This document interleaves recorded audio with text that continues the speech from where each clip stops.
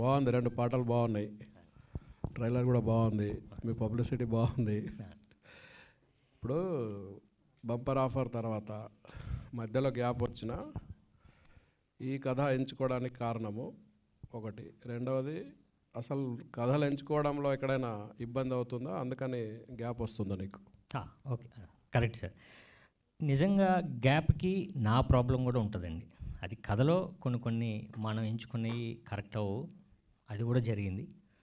రెండోది నా ఒక్కడిదే కాదు సార్, టీంలో వాళ్ళతో కూడా కొంచెం ప్రాబ్లం ఉండేది.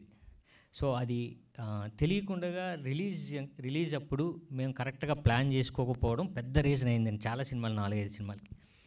2, తీసే వాళ్ళు కరెక్ట్గా మనం పబ్లిసిటీ దగ్గరికి వచ్చిన తర్వాత ఆగిపోవడం. సో ఇలా చాలా ప్రాబ్లమ్స్ జరిగాయండి. కాకపోతే ఆ గ్యాప్కి రీజన్ మాత్రం నాది కూడా ఉంది, మిగతా వాళ్ళు కొందరిది కూడా ఉంది. ఒక డెసిషన్స్ వల్ల ఏమవుతుందంటే సార్, అంటే నాలో జరిగింది. ఇప్పుడు అది ప్రాక్టికల్గా బయట వాళ్ళకి తెలీదు. ఇప్పుడు సినిమా జరుగుతున్నప్పుడే ఏదో మనకి ఒక రైట్స్ వస్తాయి. బట్ ఆ రైట్స్ కరెక్ట్ డెసిషన్ ప్రొడ్యూసర్ తీసుకోవాలి. తీసుకొని ఇచ్చేద్దామా వద్దా, వద్దు ఆగుదాం అంటారు సార్ అక్కడే. సో ఇలా జరిగినాయండి చాలా వరకు. సో అదే మినిమం మనం ఎక్స్పెక్టేషన్, మన బడ్జెట్ ఎంత, మనది ఎంత వచ్చింది, మనకు ఓకే అని ఒక రైట్ డెసిషన్ తీసుకుని ఉంటే అట్లీస్ట్ సినిమాలు ఆడకపోయినా ఓకే వీడి మీద ఇంత బిజినెస్ ఒకటి ఉంది, ఇది ఉంది అనేది ఒకటి క్రియేట్ అవుతుంది. బట్ అందులో కథ వరకు నా ప్రాబ్లం అయినా కొన్ని చోట్ల ఇలాంటి ఫెయిల్యూర్స్ జరిగినాయి సార్. సో ఇది అయితే ఇప్పుడు ఈ కథ వరకు వచ్చేసరికి నిజంగా ఇలాంటి కథ నాకు వస్తుందని అనుకోలేదు సార్. ఎందుకంటే ఇది చాలా పర్ఫార్మెన్స్ ఓరియంటెడ్ సినిమాతో పాటు కమర్షియల్ యాంగిల్స్, ఇప్పుడున్న థ్రిల్లర్స్, క్రైమ్, ఇప్పుడు మనం ఓటీటీ ఆన్ చేస్తే ఏ సినిమాలు అయితే చూడగలుగుతామో, ఇప్పుడు నేను నిజంగా చెప్పగలిగింది ఏంటంటే సార్, కాన్ఫిడెంట్గా ఇప్పుడు ప్రైమ్లో, నెట్ఫ్లిక్స్లో ఏ క్వాలిటీ ఉందో మనం ఆ క్వాలిటీ ఈ సినిమాలో కనిపిస్తుంది సార్.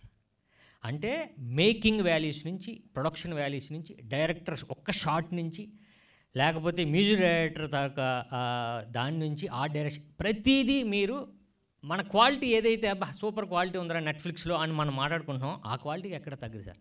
సో ఇవన్నీ నాకు ఉపయోగపడతాయి.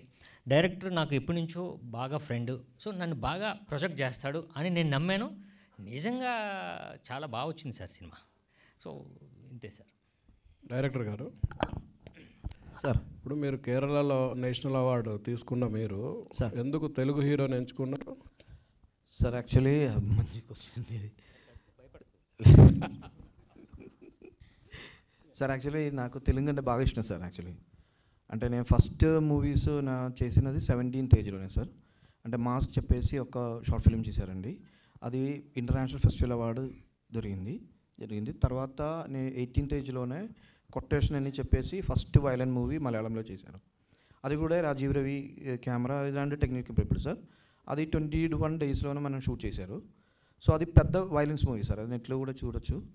బట్ తర్వాత ఫహద్ ఫాసిల్తో మూవీ చేశారు, ఇప్పుడు మమ్ముట్టి గారితో ఇప్పుడు స్టార్ట్ అవుతుంది, అలాంటి ప్రొసీజర్ జరుగుతుంది సార్. బట్ ఏంటంటే నా ఇంటి పక్కనే ఒక తెలుగు పీపుల్ ఉన్నారు సార్. అప్పుడు యాక్చువల్లీ ఆంధ్ర ఒక మాధవరావు సార్ అని చెప్పేసి ఒక Andhra bank manager family.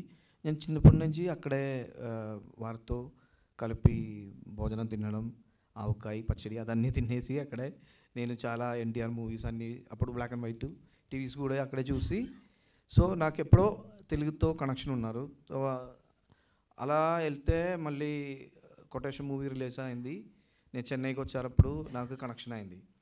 So అప్పుడు అన్నయ్యతో బాగా పరిచయం అయింది. సో తెలుగు మూవీ అక్కడి నుంచి ట్రావెల్ అయింది. బట్ తెలుగు అంటే నాకు బాగా ఇష్టం సార్ బేసిక్గా చెప్తే. సో అది మళ్ళీ మూవీ సక్సెస్ అయితే మళ్ళీ కంటిన్యూ ఉంది. థ్యాంక్ యూ సాయి రామ్ శంకర్ గారు. చెప్పండి. ఇప్పుడు ఆల్రెడీ మీరు ప్రూవ్డ్ హీరో, యాక్టర్. సో ఈ సినిమా కోసం ఎన్ఎస్డి నుంచి ఒక వ్యక్తి ద్వారా, ఒక స్పెషలిస్ట్ ద్వారా ట్రైనింగ్ తీసుకోవడానికి కారణం ఏంటండి? అదే సార్, నిజంగా అంటే ఇందాక చెప్పినట్టు సార్, దాన్ని కొంచెం మనం ప్రొజెక్ట్ చేయాలంటే వాళ్ళ స్టైల్ అని ఎందుకంటే వెరీ న్యాచురల్గా ఉంటుంది కదండి. నా దాంట్లో చిన్న డ్రామా ఉంది, అంటే పర్ఫార్మెన్స్లోనే చిన్నగా ఆర్టిఫిషియాలిటీ ఉంటుంది ఇప్పుడు కూడా. అది వద్దనుకున్నాం సార్ ఈ సినిమాకి. అంటే ఆ క్యారెక్టరు ఒక లాయరు, ఆడి క్రిమినల్గా ఉంటే ఎలా బిహేవ్ చేస్తాడు వెరీ న్యాచురల్గా అన్న దాని గురించి మొదట నాకు సెట్ అవ్వలే. నిజంగా నాకు చేస్తున్నప్పుడు ఓకే దెబ్బ పడిపోతుంది, మనోడు ఎలా చూస్తున్నాడు అర్థమైపోయింది నాకు. సో అప్పుడు గ్యాప్ 1 month తీసుకున్నాను సార్. 1 month ఆఫీస్లోనే నేను ప్రిపేర్ అయ్యాను. సో అది నాకు ఉపయోగపడింది తర్వాత సినిమాలకు కూడా. అంటే ఈ సినిమా కథను డ్రైవ్ చేసే ఎలిమెంట్స్ ఏంటండి? సార్ ఫస్ట్ నా character public prosecutor, criminal lawyer, but crimes జరుగుతూ ఉంటాయి. సో నా క్యారెక్టర్ డ్రైవ్ చేస్తూ ఉంటుంది. ఓవరాల్ కథలో ఎవడు వెళ్ళను అనేది కథ చెప్తున్నప్పుడు నేనే కన్ఫ్యూజ్ అయ్యాను. ఇప్పుడు కథ చెప్తూ ఉంటారు కదండి, ఇప్పుడు లాస్ట్లో ఏమవుతుంది ఎవడు వెళ్ళను అన్నది అంత నాకు నచ్చిందండి. సో నా క్యారెక్టర్ డ్రైవ్ నాకు చాలా బాగా నచ్చింది. ఓవరాల్గా సినిమాని మరలా మన కమర్షియల్ యాంగిల్లో ఎలా ఉండాలి, తెలుగుకి ఎలా యాప్ట్ అవ్వాలి అని మొత్తం మన తెలుగు ఇష్టం కాబట్టి అండి, తెలుగు పచ్చడి, తెలుగు సినిమాలు బాగా ఇష్టం, బాగా తింటాడండి, అంటే బాగా ఫుడ్ ప్రియుడు. సో దానివల్ల ఇక్కడికి వచ్చేసి ఇక సినిమాలు చేయడం, ఈ కథని నాకు చెప్పడం జరిగిందండి. సో ఇది నాకు ఉపయోగపడుతుంది చాలా, అంటే ఆర్టిస్ట్గా ఉపయోగపడుతుంది నాకు. మెయిన్ ఈ గ్యాప్ని అది ఫుల్ఫిల్ చేస్తుందండి, నాకైతే నమ్మకం ఉంది. Good luck sir. Thank you అండి.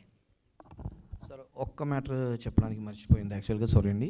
యాక్చువల్లీ తెలుగు మూవీ అంటది నేను ఫర్ కేరళ నుంచి నేను చెప్తున్నాను సార్. ఇప్పుడు చాలా కంటెంట్ ఓరియంటెడ్ మూవీస్ మనం చేస్తున్నాను, ఎక్స్పెరిమెంటల్ మూవీస్ చాలా జరుగుతుండే అక్కడ. అప్పుడు చూస్తే నేను ఇక్కడ వచ్చిన తర్వాత నాకు అర్థమైపోయింది, మనం కేరళలో చేసిందే కంటెంట్ మూవీస్ ఓకే, బట్ ఏంటంటే తెలుగు మూవీకి పీపుల్కి ఏంటంటే మనకి సడన్గా రెస్పాన్స్ వస్తుంది సార్. ఇప్పుడు మనం ఒక మూవీ చేసింది అది బాగుందా బాగోలేదా, లేదంటే ఈచ్ అండ్ ఎవ్రీ సీక్వెన్స్ అందరికీ, అంటే కామన్ పీపుల్, మనం ఫీల్డ్లో పనిచేసిన పీపుల్ కూడా మూవీ ఉండదు అంత కాన్ఫిడెన్స్ సార్. సో ఇక్కడే ఒక మూవీ చేసి సక్సెస్ అవ్వడం అనేది బాగా కష్టం. అంటే అందరికీ ఓకే నచ్చినట్లా, లేదంటే వారికి, అంటే చాలా క్రైమ్ థ్రిల్లర్స్ చూస్తున్నాను, ఇది లేకుండా ఎలా ఒక మూవీ చేయాలి, అదే సార్ నాకు పెద్ద క్వశ్చన్ మార్కు. అక్కడి నుంచి స్టార్ట్ అయింది సార్. సో ఓకే ఇప్పుడు వరకు మనం చూడలేకుండా చేయలేకుండా, అంటే క్యారెక్టర్ కొత్తగా ఉండాలి, ఎలా అది డ్రైవ్ చేయాలి, అంటే పీపుల్కి తెలియకుండా ఓకే ఇప్పుడు సార్ మూవీ చూసినప్పుడు మనం ఓకే ఇది నెక్స్ట్ సీన్ ఇది వస్తుంది హీరో ఇలా ఇదే ప్రెడిక్షన్ సార్. ఎందుకంటే ఒక వీక్లోనే ఇక్కడే 10 movies రిలీజ్ అవుతుంది ఆ వీక్లో. సో అలాంటి క్వశ్చన్ మార్క్ అంటే మామూలు కాదు, అది మనం చాలా రాసేసారు, మళ్ళీ ఇది కరెక్ట్ కాదు, ఇది వర్కౌట్, మళ్ళీ అలా వదిలేసి ఓకే ఎవ్రీ 3 scenesలోనే ట్విస్ట్ ఉంది సార్. దానికి మనకి ఎందుకంటే అది ఒక్క పీపుల్కి కనెక్ట్ అయితే చాలా మంచిది. సో తెలుగు పీపుల్కి ఇష్టమైనట్లా మూవీ చేయడం బాగా కష్టం సార్. నేను కేరళ నుంచి తెలిసిపోయింది ఇక్కడ వచ్చి. So I'm respect the all Telugu audience and Telugu technicians, ఇక్కడ ఆర్టిస్ట్ కూడా చాలా చాలా చాలా బాగుంది sir. Thank you so much. Vinod Vijayan గారు సార్ ఇప్పుడు అంటే మీరు ఒక కాంటెస్ట్ పెట్టారు కదా సార్, ఇది ఇక్కడ, సో ఇక్కడ కాంటెస్ట్ పెట్టారు ఒకటి సినిమాకి అవును సార్. ముందు. సో ఇప్పుడు తెలుగు ఆడియన్స్ ఎంత క్లెవర్ అంటే 2-3 సీన్లు చూస్తేనే కథ అంతా చెప్పేస్తారు, క్లైమాక్స్ ఏంటిదో. అవును. సో అలాంటి పరిస్థితుల్లో మీరు 10,000 ఇస్తా అని చెప్పి ఛాలెంజ్ చేశారు. కాన్ఫిడెన్సా ఓవర్ కాన్ఫిడెన్స్ అనుకుంటారు? అంటే యాక్చువల్గా ఏంటంటే కొంచెం ఓవర్ కాన్ఫిడెన్స్ ఉంది సార్ నిజంగా చెప్తే.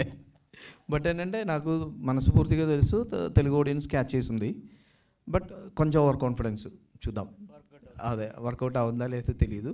బట్ అన్నయ్య దగ్గరే ఉన్నారు అన్నీ, అన్నయ్య హీరో గారు మంచిగా చేశారు. సో దాన్ని బట్టి చెప్తే హ్యాపీ. ఇంకా అంటే మళ్ళీ నేను నెక్స్ట్ మూవీకి దాని మీదే డబుల్ పని చేయాలి అది.